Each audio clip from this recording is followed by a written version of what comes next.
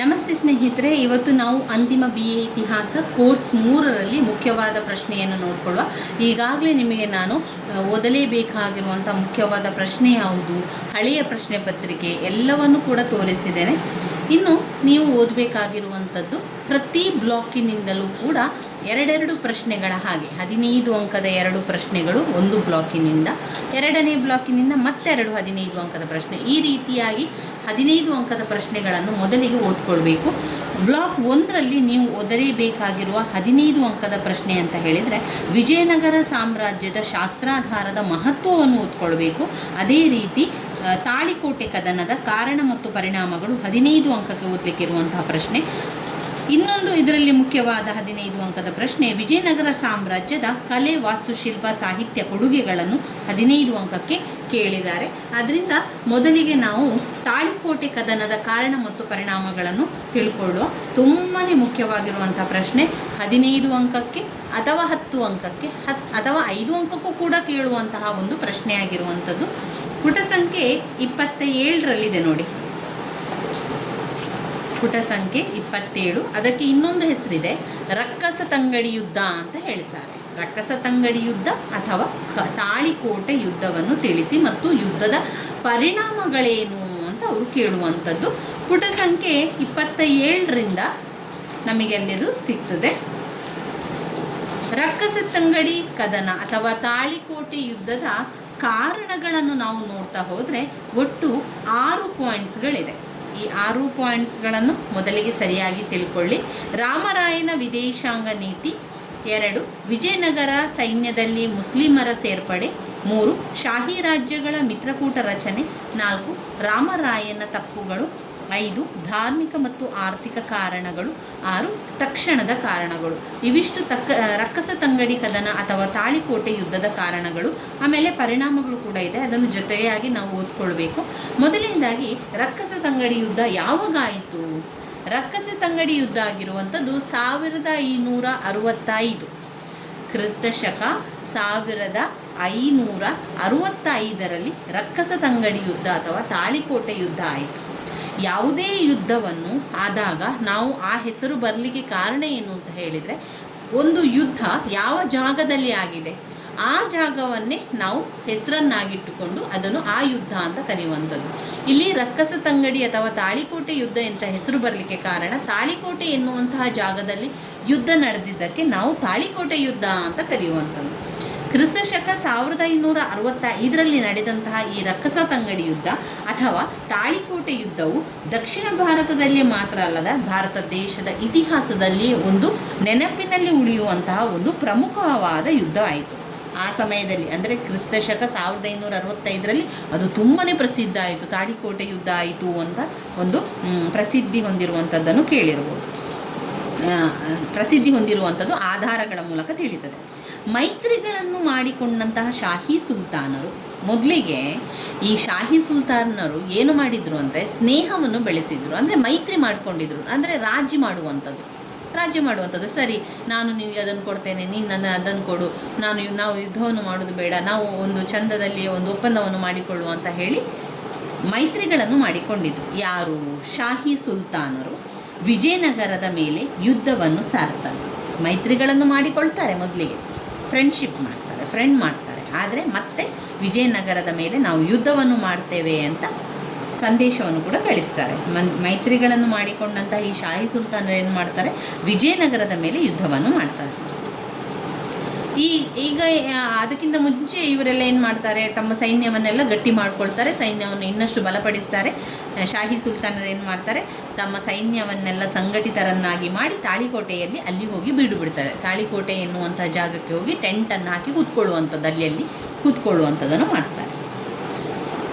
ಈ ಕಡೆ ವಿಜಯನಗರದವರು ಕೂಡ ಅದಕ್ಕೆ ಸಿದ್ಧರಾಗಿರಬೇಕಲ್ಲ, ಯಾವುದಕ್ಕೆ? ಯುದ್ಧಕ್ಕೆ. ಇತ್ತ ರಾಮರಾಯ, ಆಗ ಯಾರಿದ್ರು? ರಾಮರಾಯ ಇದ್ದರು. ರಾಮರಾಯ ರಾಜ್ಯಭಾರವನ್ನು, ಆಡಳಿತವನ್ನೆಲ್ಲ ಮಾಡ್ತಾ ಇದ್ದ. ಅಲ್ಲಿ ರಾಮರಾಯರು ಯುದ್ಧಕ್ಕೆ ಸಿದ್ಧ ಆಗ್ತಾ ಇದ್ರು.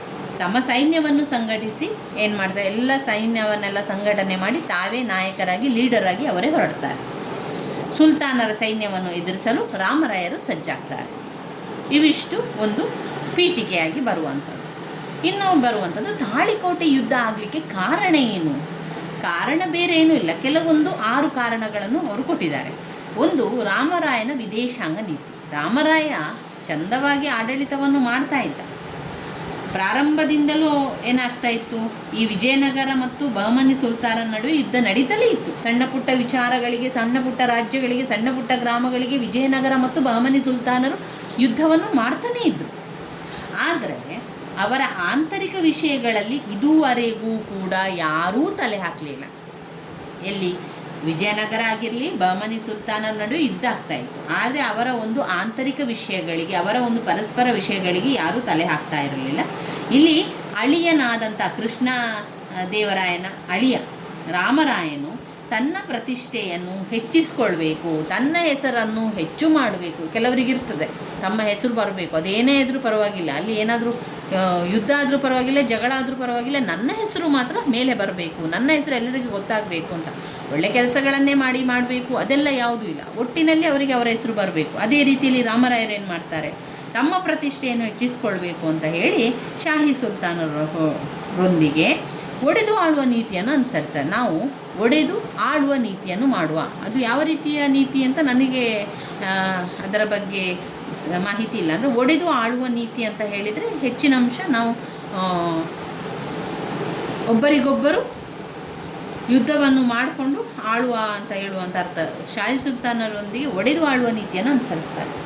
ಈ ಅವರು ರಾಮರಾಯರು ಅಂದ್ಕೊಂಡದ್ದು ಆ ರೀತಿಯಾಗಿ ನಾವು ಶಾಹಿ ಸುಲ್ತಾನರೊಂದಿಗೆ ಮಾಡಿದರೆ ನಮಗೆ ಲಾಭ ಆಗ್ಬೋದು, ನಮಗೆ ಅನುಕೂಲ ಆಗ್ಬೋದು ಅಂತ ಅಂದ್ಕೊಂಡಿರ್ತಾರೆ. ಆರಂಭದಲ್ಲಿ ರಾಮರಾಯರಿಗೆ ಅನುಕೂಲವೇ ಆಗ್ತದೆ.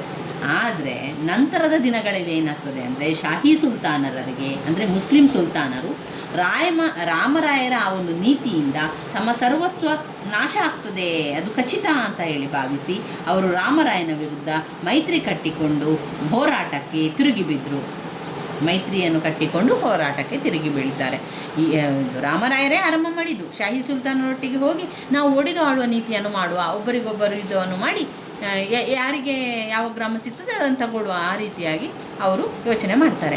ಅದಕ್ಕೆ ಒಪ್ಪಿಕೊಳ್ತಾರೆ ಯಾರು, ನಮ್ಮ ಶಾಹಿ ಸುಲ್ತಾನರು, ಮುಸ್ಲಿಂ ಸುಲ್ತಾನರು ಒಪ್ಪಿಕೊಂಡ್ರು. ಮತ್ತು ಅವರಿಗೆ ಅಂದಾಜು ಆಗ್ತದೆ ಈ ರೀತಿಯಾಗಿ ಮಾಡಿದರೆ ರಾಮರಾಯರು ನಮ್ಮನ್ನು ಸರ್ವನಾಶ ಮಾಡ್ತಾನೆ, ಎಲ್ಲವನ್ನು ಕೂಡ ಕಸಿದುಕೊಳ್ತಾನೆ, ಆದ್ದರಿಂದ ನಾವು ಅದನ್ನು ಮಾಡಬಾರ್ದು ಅಂತ ಹೇಳಿ ಮೈತ್ರಿಯನ್ನು ಮಾಡುವ, ಫ್ರೆಂಡ್ ಮಾಡುವ ಅಂತ ಇಟ್ಕೊಳ್ತಾರೆ. ಮೈತ್ರಿ ಮಾಡಿಕೊಳ್ತಾರೆ. ಮೈತ್ರಿ ಮಾಡಿಕೊಂಡು ಅವರ ವಿರುದ್ಧವೇ ಹೋರಾಟವನ್ನು ಮಾಡಲಿಕ್ಕೆ ಸಜ್ಜಾಗುವಂಥದ್ದು. ಇದು ರಾಮರಾಯನ ವಿದೇಶಾಂಗ ನೀತಿಯಿಂದಾಗಿ ಯುದ್ಧ ಮಾಡಲಿಕ್ಕೆ ಕಾರಣ ಆಯಿತು.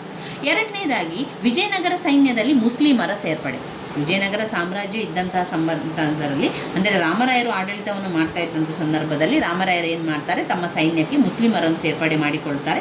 ಆ ಸೈನಿಕರಲ್ಲಿ ಮುಸ್ಲಿಮರು ಕೂಡ ಇರ್ತಾರೆ. ಈ ಮುಸ್ಲಿಮರು ಅಧಿಕಾರಿಗಳು ರಾಜಕೀಯ ಆಂತರಿಕ ಒಳಗುಟ್ಟನ್ನು ಅರಿತುಕೊಳ್ತಾರೆ. ಎಲ್ಲವನ್ನು ಕೂಡ ಒಳಗುಟ್ಟೇನೆ ಏನೆಲ್ಲ ಇದೆ ರಾಜಕೀಯದಲ್ಲಿ ಅಂತ ತಿಳ್ಕೊಂಡು ಎಲ್ಲವನ್ನು ಹೋಗಿ ಶಾಹಿ ಸುಲ್ತಾನರಲ್ಲಿ ಬಳಿ ಹೋಗಿ ಹೇಳ್ತಾ ಇದ್ರು. ಕೆಲವೊಂದು ಗುಪ್ತ ಜಾಗಗಳು, ಗುಪ್ತ ಮಾರ್ಗಗಳೆಲ್ಲ ಇರ್ತದಲ್ಲ, ಅದನ್ನೆಲ್ಲ ತಿಳ್ಕೊಂಡು ಯಾರಿಗೆ ಹೇಳ್ತಾರೆ, ಶಾಹಿ ಸುಲ್ತಾನರಿಗೆ ಹೇಳ್ತಾರೆ. ರಾಮರಾಯನ ಎಲ್ಲ ಒಳಗುಟ್ಟುಗಳನ್ನು ಅವನೇನು ಮಾಡ್ತಾರೆ, ಗುಪ್ತವಾಗಿ ತಿಳಿಸಿ ಹೋರಾಟಕ್ಕೆ ದಾರಿ ಮಾಡಿ ಕೊಡ್ತಾರೆ. ಇದು ವಿಜಯನಗರ ಸೈನ್ಯದಲ್ಲಿ ಮುಸ್ಲಿಮರ ಸೇರ್ಪಡೆಯಿಂದ ಆದಂತಹ ಯುದ್ಧ ಅಂತ ಹೇಳುವಂಥದ್ದು. ಮೂರನೇ ಪಾಯಿಂಟ್, ಶಾಹಿ ರಾಜ್ಯಗಳ ಮಿತ್ರಕೂಟ ರಚನೆ. ಶಾಹಿ ರಾಜ್ಯಗಳ ಮಿತ್ರಕೂಟ ರಚನೆ. ರಾಮರಾಯರ ನಿರಂತರ ನೆರವಿನಿಂದ ಪದವಿಯನ್ನು ಉಳಿಸಿಕೊಂಡಂತಹ ಆಲಿ ಆದಿಲ್ ಶಾಹನು ಆ ಉಪಕಾರವನ್ನು ಮರೆತು, ರಾಮರಾಯರು ತುಂಬಾ ಸಹಾಯವನ್ನು ಮಾಡಿರ್ತಾರೆ. ಯಾರಿಗೆ? ಆಲಿ ಆದಿಲ್ ಶಾಹಗೆ ತುಂಬಾ ಉಪಕಾರವನ್ನು ಮಾಡ್ತಾನೆ. ಅವನು ರಾಜ್ಯಭಾರ ಮಾಡುವುದನ್ನು ತುಂಬ ಜನ ತಪ್ಪಿಸ್ಲಿಕ್ಕೆ ಹೊರಟಾಗ ಅವರನ್ನು ಉಳಿಸಿಕೊಟ್ಟವರು ರಾಮರಾಯರು. ಅದನ್ನು ಉಪಕಾರವನ್ನು ಅವನು ಮರೆತು ಶಾಹಿ ಸುಲ್ತಾನರ ಮಿತ್ರಕೂಟದೊಂದಿಗೆ ಕಟ್ಟಿ ಅವರೆಲ್ಲರೂ ಕೂಡ ವಿಜಯನಗರದ ವಿರುದ್ಧ ಹೋರಾಟವನ್ನು ಮಾಡಲಿಕ್ಕೆ ಪ್ರಚೋದಿಸುವುದರಲ್ಲಿ ಅದು ಸಫರ್ ಆಗ್ತಾರೆ. ಹುಸೇನ್ ನಿಜಾಮನು ತನ್ನ ಬೆಂಬಲವನ್ನು ನೀಡಿದನು. ಅದೇ ಸಮಯದಲ್ಲಿ ಏನಾಗ್ತದೆ, ಹುಸೇನ್ ನಿಜಾಮ್ ಶಾನ ಮಗಳಾದ ಚಾಂದ್ ಬೇಬಿಗೂ ಆಲಿ ಆದಿಲ್ ಶಾಹಿಗೂ ವಿವಾಹ ಕೂಡ ಆಗ್ತದೆ. ಆಲಿ ಆದಿಲ್ ಶಾನ ಸೋದರಿ ಫಾಲಾ ಬೇಬಿಗೂ ಹುಸೇನ್ ನಿಜಾಮನಿಗೂ ಮಗನಿಗೂ ವಿವಾಹ ಆಗ್ತದೆ. ಈ ವಿವಾಹಗಳೇನಾಗ್ತದೆ, ಶಾಹಿ ರಾಜ್ಯಗಳ ಒಂದು ಸುಲ್ತಾನರಲ್ಲಿ ಒಂದು ರೀತಿಯ ಬಾಂಧವ್ಯ ಉಂಟಾಗ್ತದೆ, ಒಬ್ಬರಿಗೊಬ್ಬರು ಮಾತನಾಡುವಂಥದ್ದು, ಸಹಾಯಸ್ಥವನ್ನು ಕೊಡುವಂಥದ್ದು. ಇದರಿಂದಾಗಿ ಶಾಹಿ ರಾಜ್ಯಗಳ ಮಿತ್ರಕೂಟ ರಚನೆಯಾಗಿರೋ ಕಾರಣ ಅವರೆಲ್ಲರೂ ಸೇರಿ ತಾಳಿಕೋಟೆ ಯುದ್ಧವನ್ನು ಮಾಡುವಂಥದ್ದು. ನಾಲ್ಕನೇ ಪಾಯಿಂಟ್, ರಾಮರಾಯನ ತಪ್ಪುಗಳು. ಕೆಲವೊಂದು ರಾಮರಾಯನ ತಪ್ಪುಗಳಿಂದಾಗಿ ಈ ತಾಳಿಕೋಟೆ ಯುದ್ಧ ಆಯಿತು ಅಂತ ಹೇಳ್ತಾರೆ. ಯಾಕೆ ಅಂತ ಹೇಳಿದರೆ, ಅವನು ನಿರಂಕುಶ ಸ್ವಭಾವ, ಅವನಿಗೆ ಒಂದೇ ಕಡೆಯಲ್ಲಿ ಯೋಚನೆಗಳಿಲ್ಲ. ಉದ್ದಡತನದ ಅನೇಕರಲ್ಲಿ ಅಸಮಾಧಾನ ಕೂಡ ಉಂಟು ಮಾಡ್ತದೆ. ಬಿಜಾಪುರ, ಅಹಮದ್ ನಗರ, ಗೋಲ್ಕಂಡ, ಬೀದರ್, ಬಿರಾರ್ ಸುಲ್ತಾನರುಗಳು ತಮ್ಮ ಅಂತಕಲಾಗಳಲ್ಲಿ ರಾಮರಾಯರಿಂದ ಅನುಕೂಲ ಪಡೆದುಕೊಂಡರೂ ಕೂಡ ಅದನ್ನೆಲ್ಲವನ್ನು ಕೂಡ ಮರೆತು ರಾಮರಾಯರ ವಿರುದ್ಧ ಸೇಡು ತೀರಿಸಿಕೊಳ್ಳಲು ಅವರು ಸಿದ್ಧರಾಗ್ತಾರೆ. ಅದು 4ನೇ ಪಾಯಿಂಟ್. ಇನ್ನು 5ನೇ ಪಾಯಿಂಟ್ನಲ್ಲಿ ಬಂದಾಗ ಧಾರ್ಮಿಕ ಮತ್ತು ಆರ್ಥಿಕ ಕಾರಣಗಳು. ಧಾರ್ಮಿಕ ಮತ್ತು ಆರ್ಥಿಕ ಕಾರಣಗಳು ಅದು ಕೂಡ ದ್ವೇಷ ಮತ್ತು ವೈಮನಸ್ಸು ಉಂಟಾಗಲಿಕ್ಕೆ ಕಾರಣ ಆಗ್ತದೆ. ಈ ದ್ವೇಷವೇ ರಕ್ಕಸ ತಂಗಡಿ ಯುದ್ಧಕ್ಕೆ ಕಾರಣ ಆಗ್ತದೆ. ಈಗ ಪ್ರತಿಯೊಬ್ಬ ಸುಲ್ತಾನರು ಏನು ಮಾಡ್ತಾರೆ, ಹಿಂದೂವರ ಪರವಾಗಿ ಯುದ್ಧವನ್ನು ಮಾಡಲಿಕ್ಕೆ ತಯಾರಾಗ್ತಾರೆ.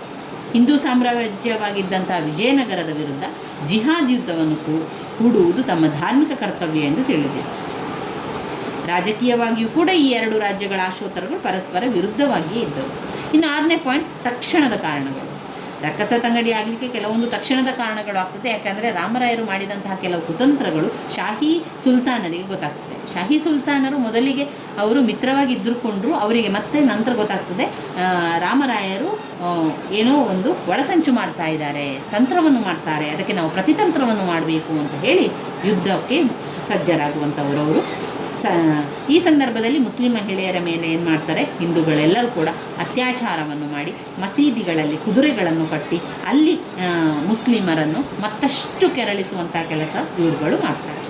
ಶಾಹಿ ಸುಲ್ತಾನರಲ್ಲಿ ಬಲಾಢ್ಯನಾದಂತಹ ಬಿಜಾಪುರ ಸುಲ್ತಾನ ತನ್ನ ರಾಯಭಾರಿಯನ್ನು ರಾಮರಾಯನ ಒಳಗೆ ಕಳುಹಿಸಿ ಹಿಂದೆ ರಾಯಚೂರು ಪ್ರದೇಶ ವಶಪಡಿಸಿಕೊಂಡಿದ್ದನು ಮತ್ತೆ ಹಿಂದಿರುಗಿಸುವಂತೆ ತಿಳಿಸಿದರು. ಅದನ್ನು ರಾಮರಾಯನು ತಿರಸ್ಕರಿಸಿದ್ದರಿಂದ ಮುಸ್ಲಿಂ ಸುಲ್ತಾನರು ತಕ್ಷಣವೇ ಯುದ್ಧಕ್ಕೆ ಸಿದ್ಧರಾಗ್ತಾರೆ. ಇವಿಷ್ಟು ಪಾಯಿಂಟ್ಸ್ಗಳು ರಕ್ಕಸ ತಂಗಡಿ ಯುದ್ಧ ಅಥವಾ ತಾಳಿಕೋಟೆ ಯುದ್ಧಕ್ಕೆ ಕಾರಣಗಳಾಯಿತು. ಮತ್ತೊಮ್ಮೆ ಪಾಯಿಂಟ್ಸ್ ಹೇಳ್ತಾ ಹೋಗ್ತಾನೆ. ರಾಮರಾಯನ ವಿದೇಶಾಂಗ ನೀತಿ, ವಿಜಯನಗರ ಸೈನ್ಯದಲ್ಲಿ ಮುಸ್ಲಿಮರ ಸೇರ್ಪಡೆ, ಶಾಹಿ ರಾಜ್ಯಗಳ ಮಿತ್ರಕೂಟ ರಚನೆ, ರಾಮರಾಯನ ತಪ್ಪುಗಳು, ಧಾರ್ಮಿಕ ಮತ್ತು ಆರ್ಥಿಕ ಕಾರಣಗಳು, ತಕ್ಷಣದ ಕಾರಣಗಳು.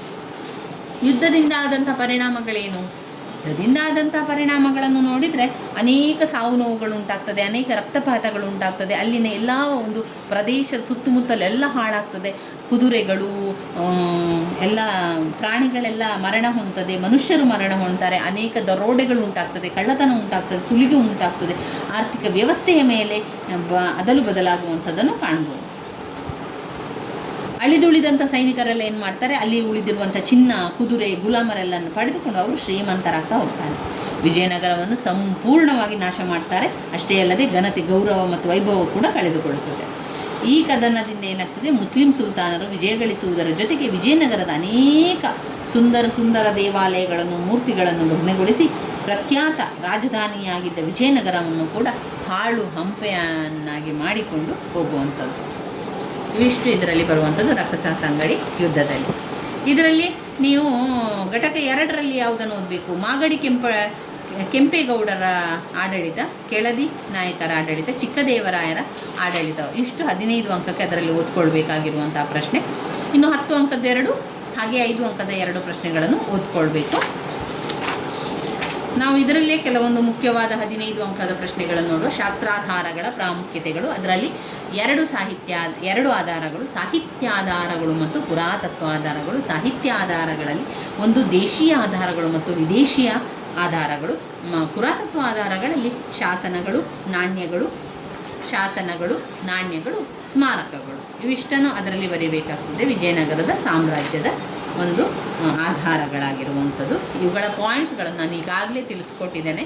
ಪಾಯಿಂಟ್ಸ್ಗಳ ವಿವರಣೆಯನ್ನು, ಅದರಿಂದ ಇಲ್ಲಿ ನಾವು ಪಾಯಿಂಟ್ಸನ್ನಷ್ಟೇ ನೋಡ್ಕೊಳ್ತಾ ಹೋಗುವ. ಹಾಗೆಯೇ